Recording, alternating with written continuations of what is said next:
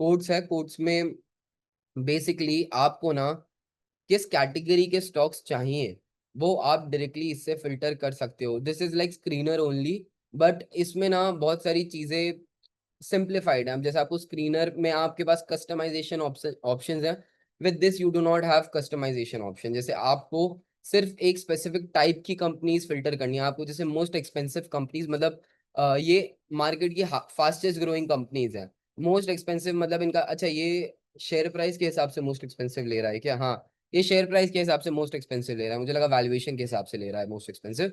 तो ये आपको मोस्ट एक्सपेंसिव कंपनीज चाहिए तो आपके पास लिस्ट आ गई। सबसे महंगी है आज मारुति, उसके बाद पेज, उसके बाद बॉश, उसके बाद ऑनेट, है ना, हनीवेल ऑटोमेशन। तो ये सारी कंपनी सबसे महंगी है and you can run any kind of scan. आपको ओवरबॉट चाहिए तो आप ओवरबॉट पर क्लिक करके यू आर एबल टू सी कौन सी कंपनीज ओवरबॉट। तो ये भी एक छोटा सा फीचर है जो आप यूटिलाइज कर सकते हो, राइट।